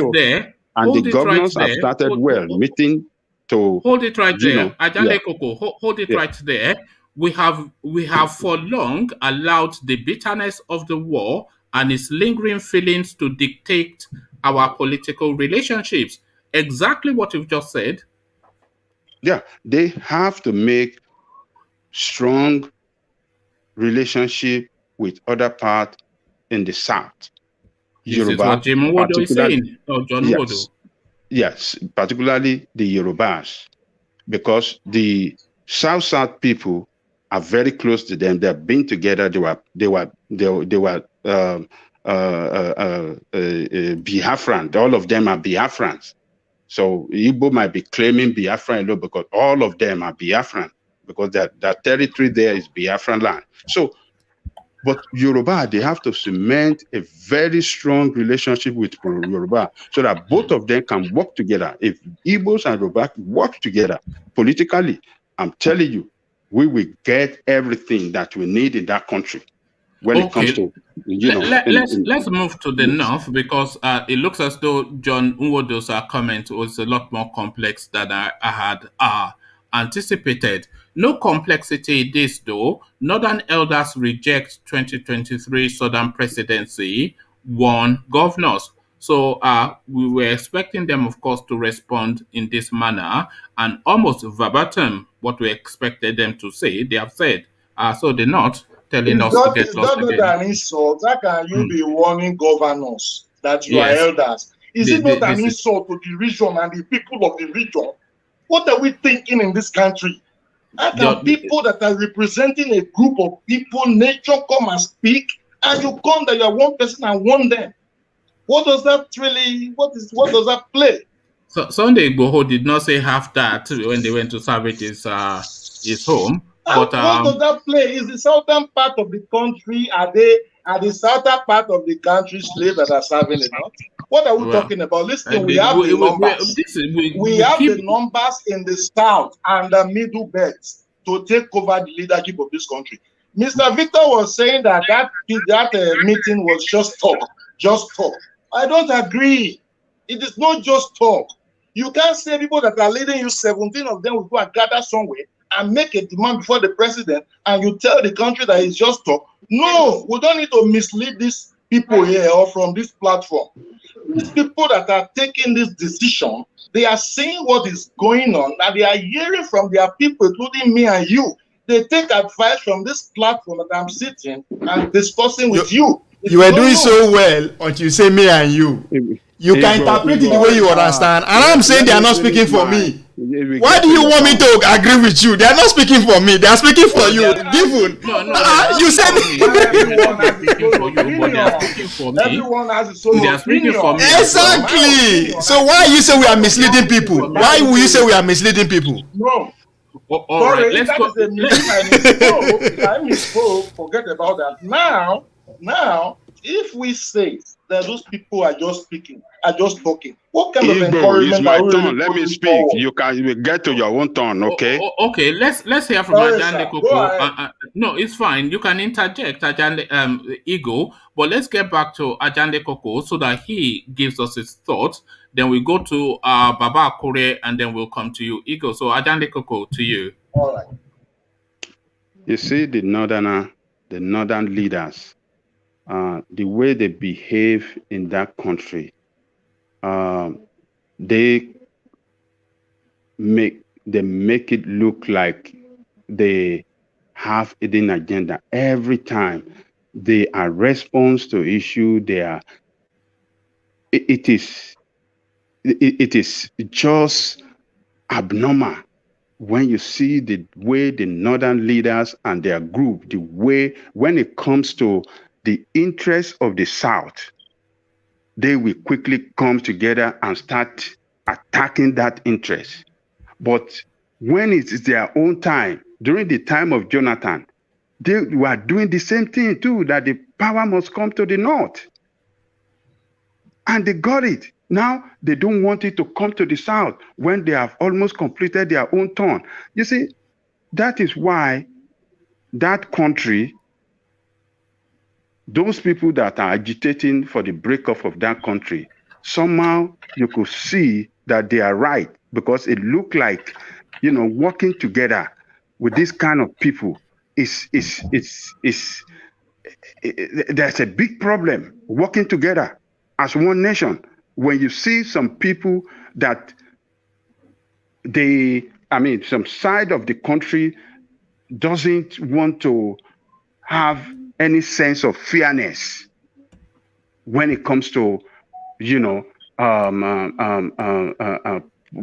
position sharing and everything. They don't believe in fairness. And that is why the country is going down, particularly under this administration that have, put all its people in all strategic position of the country. Are we not in the same country? Why should one tribe have all the strategic position and you want us to keep quiet? So, but, all right. We have to commend our governors for meeting. You see, the meeting, they have met twice now, and they are speaking in one voice. So it's shaking them. It's really shaking them. And that is why you see them speaking, because they have been cornered. They have been cornered. They have been rattled, and their agenda will soon be put in cage. So they have seen it clearly that there is no way they can come with that agenda of manipulation. It is not going to work. They are All seen right. as people Thank you, are Ajene formed Koko. blockade. Just for reasons of time. Thank you, Ajene Koko. Yeah. Let's go on to Baba Kure. So Baba Kure, you know the talking points. John Nwodo, he speaks to the space. I have an understanding, but it looks as though everybody else has a different understanding. So your understanding on that, and your understanding also and response to the response that we have gotten from the Northerners to the positions adopted by the Southern governors. So good to see you, Baba Kure. Mr. One Man, I think Akure is having his second time to deliberate. You've not given me the first time. I don't think Am he has I spoken. communicating? No, I think No, Baba I've Akure is spoken. talking for the No, second time. I have And I'm not not even given the position for the first no. time. Would you Hold allow me on. view my view, please? Okay. Baba Kure has not spoken. He only interjected. Really? Okay, sorry. Let him go ahead. No. He only interjected as you did. And To if you watch obey. back, To obey. he only To obey narrative. So that was what I said. I never say anything. So to you, Baba Kure, good to have you. Thank you very much. I'm going to start with Jim Nwodo, and I'm very sorry to disappoint all of you this morning. I will go with almost what Ovie said. So that is my take with that to start with. And Jim Nwodo, as we discussed, I think is one of those elites that has been benefiting in Nigeria. There is no doubt about that. And at the same time, he has some good point with what he said. But the civil war can never be forgotten in the history of Nigeria. We have to note that. We can move ahead. Let's just embrace ourselves and turn to a new page. But for us to just forget about history of Nigeria, that will never done. It will never happen. Even if Nigeria break up today, we will still refer back to that, because that is what is going on all over the world. You can talk about the issue of Aboriginal with government of Canada. You can talk about Aboriginal with the issue of in Australia. You can talk even about black people in America. So there is no way we can forget about history. So there is no way we can forget about civil war in Nigeria. So let's forget about it. We should forget about. How are we going to forget about it? We can never. The history can never be forgotten. The way we got our independence, do we forget it? The way Lord Lugard and Co, the way they join us together, they force us together, do we forget it? So there is no way civil war can be forgotten. So it is good. The only point I will use to support Nwodo is that it is good if Igbo move away from that bubble a little bit, then come to the south, like the way our governor are doing right now, where they may be fighting for their own interests, but I think yet there is still something that is really going on that we may not really know. Because we can see now back and forth. The North is saying their own, the Southern is saying their own. You don't even know. Maybe we eventually say, well, I think we have to done with this crap, that everybody just have to go in their separate ways. Because the way I'm seeing things, if things doesn't work out the way it's supposed to work out, maybe that might be the end of the thing. Then we will now praise Igboho and Nnamdi Kanu as the Messiah. So that might be the end point to that one. So if like Nwodo said, well, good, they can talk to their counterpart in the south and be together.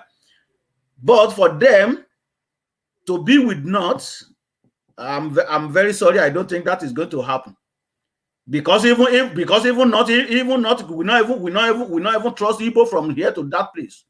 There is a lot of mistrust, and that is what we are seeing right now in this administration. So that is for that one. The issue of state police, Ovie made a very good point. It is quite possible that our politicians can use that against us as well in our own state, because our society is so porous. particularly it's not Nigeria alone, it is across Africa. State police is okay, community police is okay. We see how community police how they operate in around here in my house. But Baba, just in terms of fighting crime, which do you think will be more effective? Yeah, the policing that we have now. I'm coming there. I'm just taking it one after the other. Yeah. And when we're talking about state police and community police is the best in fighting crime. That is if we use it the way it's set up. And I think that is what Ovie is trying to drive out. Because here our society is so corrupt. As I said, it's not Nigeria alone. That is the problem we are having. It's not Nigeria alone, it's across Africa. If things like that, if things like that come to fulfillment, our politicians always misuse it. That is the problem.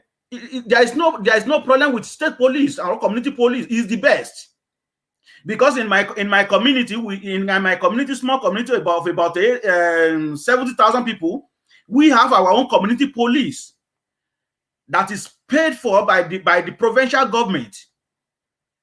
They know us. They know everybody living in the community. If you hear somebody called now, you see police already bombard your compound. It's not that okay, they have to call police and somebody is coming from Fredericton, which is about 2 hours away from where I am. If I die police number, police headquarters in my community is just about 15 minutes drive to me. So that is what we're talking about. If anything is happening, they already surrounded the place. They're already there. If we have that, that will be the best. If we can be into that position, community police, state police is the best, because they will be able to fight crime. But our politicians, like Ovie said, are they not going to misuse it? If we are in a society where we believe in rule of law, we believe that nobody is above the law. We believe that if politicians behave anyhow, they will hold them accountable, or they can even be sent to jail. Then state police will be very perfectly okay. But if our politicians, our state politicians, can control themselves and do not abuse it, and they do not interfere with the issue of police, let police body just deal with their own thing, though it is financed by government. If they don't interfere with it, that is perfectly okay for me. So that is for that one. And we're talking about, I think we talked about the issue of local government. So, okay. No, we were actually talking about the response of the South, the North. I'm not sure if you've spoken to that, just so we can condense the session. I'm trying to put that issue of local government to state police. Yeah. When our police was still, at least because there was a time that I don't know if I may be correct, I may be wrong. There was a time that we have police working in our own community when I was back home, when I was very, very young. We see police around. I don't know, at that time maybe it was controlled by federal government. But every local government, we have our own police that come to your city, they patrol. And if something happen, you can briefly relate to them. But the police system we are having since late 80s downward. Even if you come to police, you call police and you report to them, it is even you they will brandish. It is even you they will take to police station. So this is the reason why it is difficult for us to fight crime. Because nobody even want to give information to police. Because when you give information to police, it is you they will arrest. So that's for that one. So now I'm going to go to the southern governor and the northern counterpart. As I said earlier, it seems that the issue of Nigeria is shaping a little bit, because this is what we want, and northern part said this is what they want. I think if nothing works out between two of them, between the two regions, that could be the end point. Maybe we just wake up one day and maybe the next meeting, let me just put that way, maybe the next meeting they are going to have after this, okay, well, I think we just have to go in our separate ways. Maybe that is going to be the outcome of their next meeting. But let's just wait and see what is going on. I commend their efforts where they are trying. As I said, this is my first time hearing them coming together. I never seen the Southern governor coming together before. But some people said they've been meeting before, but not in this dispensation. But to me, this is my first time of experiencing it. So that is my take for that. So is there any question for me, woman? No, that's good. A good summary. I would have had questions, but I'm trying to just to push it through. Just to so Ego, to you now. Yeah. So Ego, you've been keen to let us hear your commentary. So the floor is now yours. You know the narrative. John Nwodo speaks to the eastern quarters, but of course his words are resonating differently than I suspect he intended. So to that, and the response of the northerners to the southern governor's position. So to you, Ego, good to have you. Good day, viewers. Hello. Hello. What I believe Ego, is are you eating again? Are you always eating? You're always eating. Is this suya? What are you eating? Is this suya or ekpa? This guy. He's so said. I'm not eating. Leave me alone. We can hear the mouth What noise I now. believe Is he not eating? Can you hear him eating? We cannot. Okay, carry on. I'm not, man. You love food too much. Ego, carry on. I agree with Nwodo, John Nwodo. Whatever may be their interest, whatever may be his interest, we must understand that we should try to come to a time when part should be the part, but Nigerians must understand. Presidency must come. That must do a thing of like an apology to the Igbos, reunite these people. But really, I agree with that, John Nwodo, because these things will not remain and die with these people. They must try to move on with it. So whatever the interest may be, if he want to be the next president, that's why he's saying that. I really commend what he has said. I don't know of others. The Igbos should really think of what the guy said. Is it better for us to just have it this way or that way? At least, man, there must be change. So that's the one of Nwodo. The area of devolution of powers, we know that devolution, one way or the other, we know the politician we have. It looks like summer is calm even. Because these people, once there is a devolution of power now, every sitting governor must be there for 8 years. Though without devolution or no devolution, they are still staying there for 8 years, though. You understand? But they are going to do more than that, misuse the power. But can they put some machineries in place to checkmate whatever may be the case? Because people as advanced, countries are doing better in terms of policing or whatever. Nigeria will not remain backward. We must find a way to do things the way everybody will be living in happy, safe, secure, wherever with growth. So these are the things. They must look beyond that area. But in Nigeria, whoever president will be coming or wherever, if he can speak to this space and let these grievance die for once, if nobody's ready to talk about it, no, we know that these things have happened. And the history must be there. It cannot die out of the space.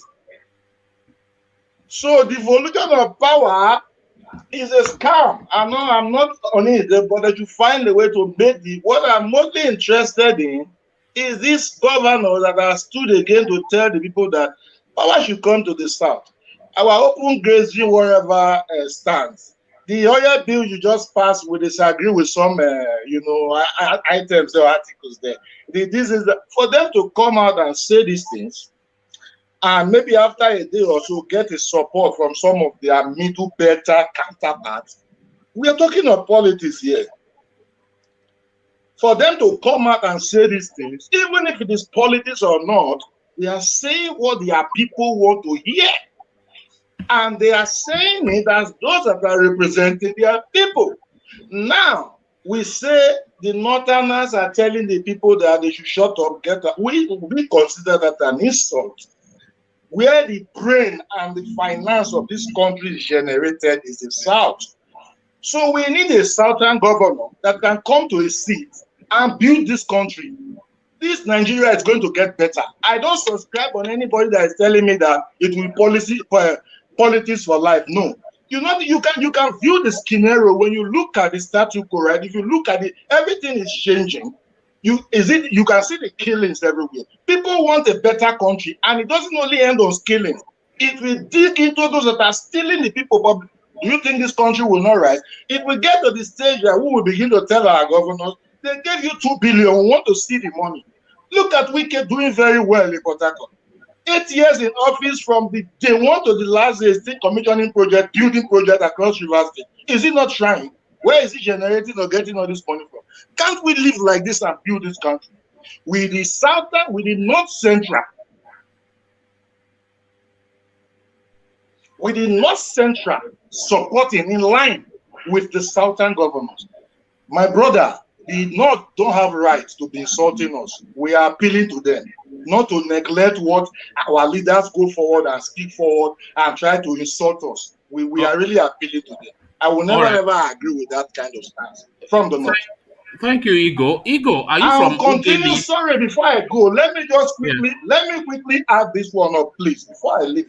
I will continue to encourage the governors. They should continue to come together across the South. All those Oba of Benin, the Ugeli, the Ogarabis, all the kings should continue to come together across the South. With the Yoruba Oni, they should be gathering as they are gathering in the North and be telling the people of the South that we need a better South. This is what we need today in this country. Not when we come, we say all is politics, all is politics. No, it's not going to be politics as usual. Things must change by the grace of God. And we are moving there. Thank you very much. Thank you, Igor. Igor, sorry, to correct one thing. Yeah, go on now, Victor. Yeah. Okay, to correct one thing, honestly, I didn't mean that they are wrong to meet. What I meant was that their position about ceding the presidency to the South is not constitutional. It is just a pressure that they are adding. Like there is nowhere it is written in the Constitution that the presidency will be rotated, but that it is just a pressure, just like even the Northern group added pressure during Goodluck's time that it must come to the North. You understand? So that's it on that level. All right, thank you, Victor. So, Titan, good to see you. I was going to shut it down, but when you came in and you're a new voice, I think, so we want to hear from you. But just condense what you have to say in just like a snapshot, just like a bite size, and then promise to come again. So we'll go to Titan, and then after Titan, we'll go to Baba Akure, then Igor again, Ovie, and then Victor can round it off for us. So, Titan, good to have you. Thank you very much. Good to see you again, one man. Baba Akure, hello. I think Baba Akure has spoken well. Thank you very much, Titan. Even though he's not an Igbo man, for people to say we should get over the Biafra war is just being ingenious. Because come to think of it, like everywhere you go to around the world, even the World War I, World War II, even the massacre of the Jews, they are still commiserating it till now. But for Jim Nwodo, because of his political or his business relationship with some part of the country, he's trying to like sweep the thing over under the carpet. So what I'm trying to say is that Jim Nwodo, he's also a political leader.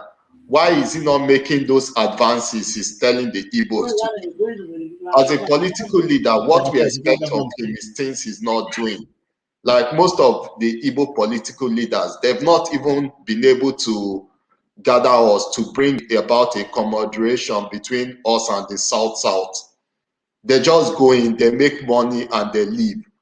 They've not even united the whole Igbo people together. They do nothing like that. Even between states in Southeast, they don't even unite us. One thing you should know about the Igbo person, the Igbo masses has no problem with anybody. We are in Delta State. You've never heard of fight between Igbos and Ishekiri, Igbos and Ijos, Igbos and Urobo. We are in the southwest. You've never heard about fight between Igbos and the Yorubas. Even in the north, hardly will you hear of Igbos and the Northerners fighting. But our political elite has really failed us, and that's all I have to say. Thank you, one man. All right, thank you, Titan.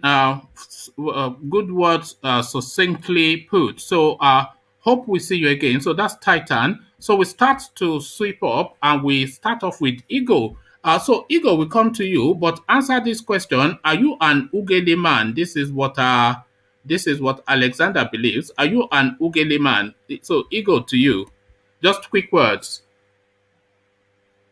Ego, are you there, Ego? Okay. And we don't have Ego. Ego, do we have you? He's probably gone to get more food. Ego, come out of the kitchen and come and talk. Okay. All right. No, we don't have Ego. So let's go to Baba Kore then. Baba Kore, to you. Well, as I said earlier, I think to just put everything together, the Northern Quarter, I think they also made their mind that nobody can, like Buhari said the other time when he came to Lagos, that nobody can sit down in Lagos and demanding for presidency in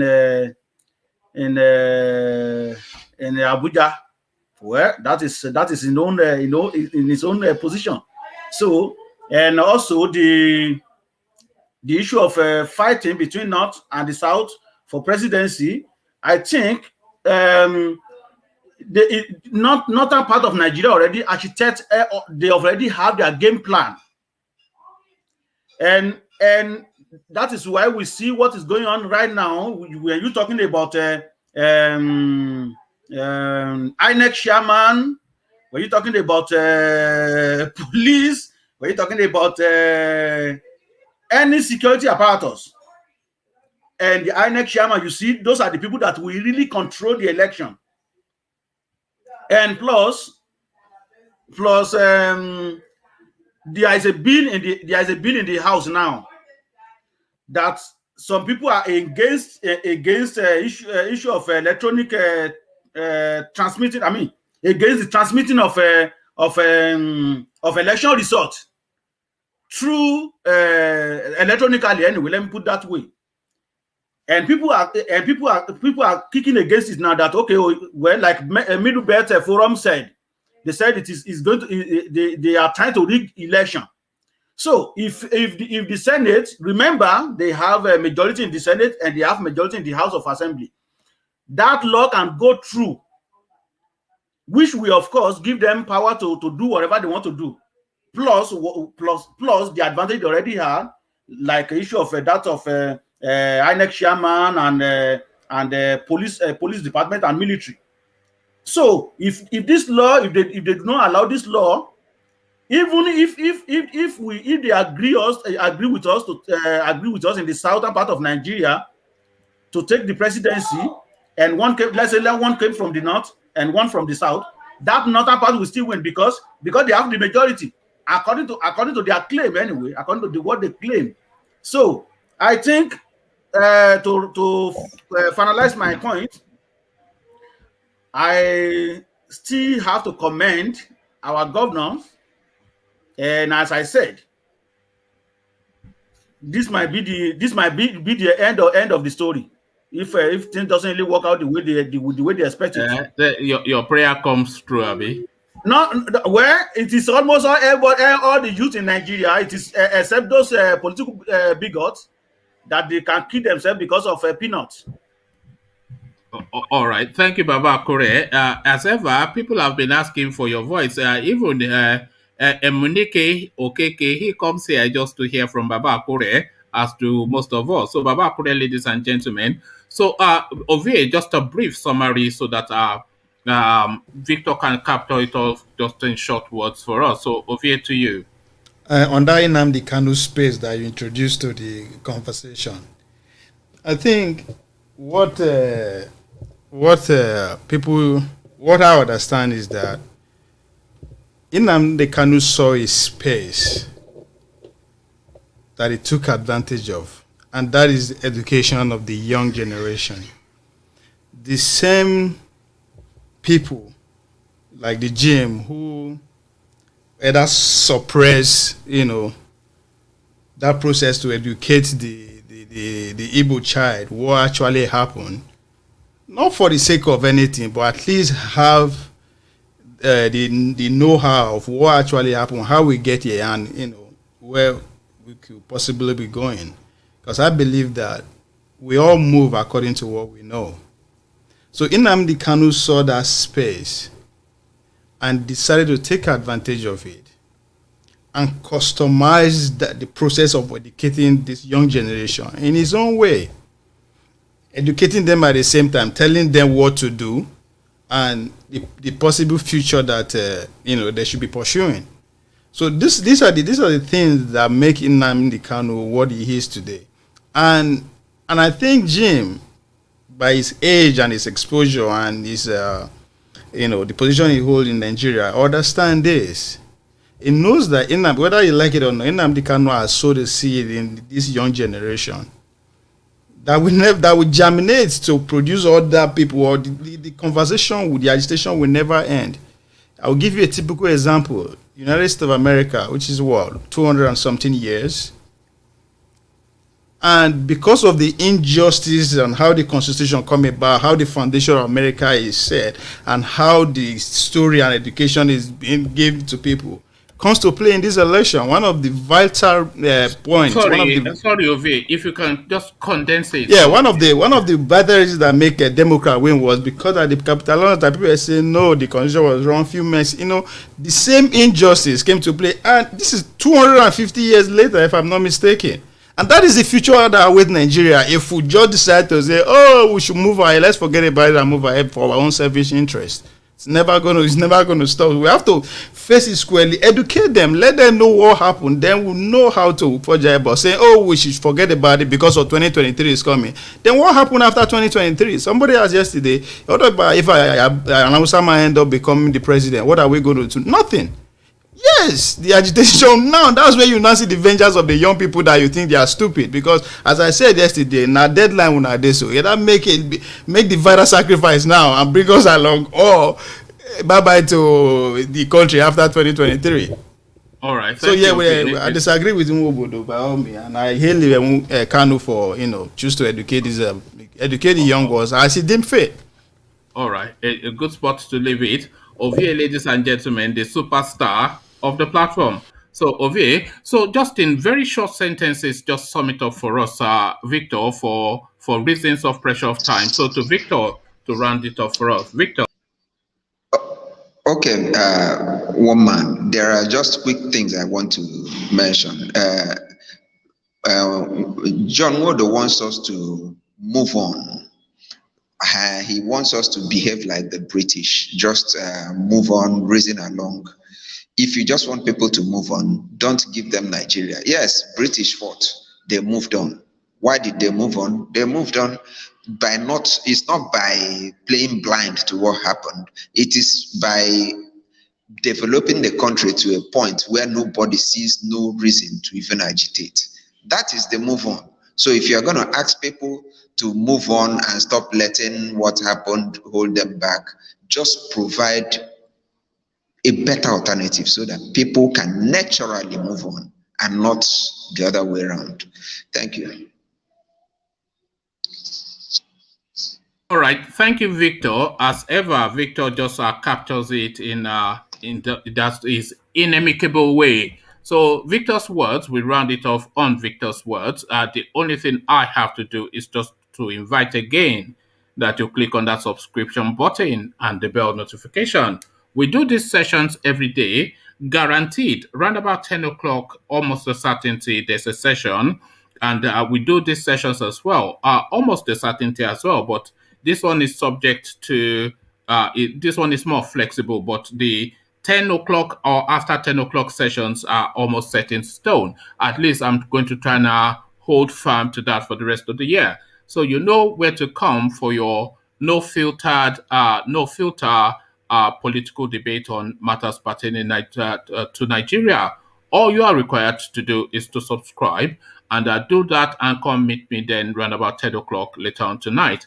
The The flyers for this session will be put up fairly shortly in the course of the day, so you know what we're going to discuss and you prepare yourself. The hyperlink is always there if you want to come and interact, like Victor, Babakure, etc. So that is how this session is run. An open mic session. You don't know what you hear.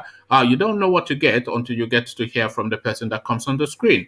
The only thing that is guaranteed is my presence, because, of course, I have to enable the platform for you to have that expression. The conversation carries on in the comment section, so I invite you to come join me, and we continue to debate these very now important issues, especially John Nwodo's position, which I thought was laudable, but people feel that it's self-serving. So laudable or self-serving, your thoughts are in the comment section. So I'll leave you here. Carry the conversation on with you in the comment section, but here I say peace.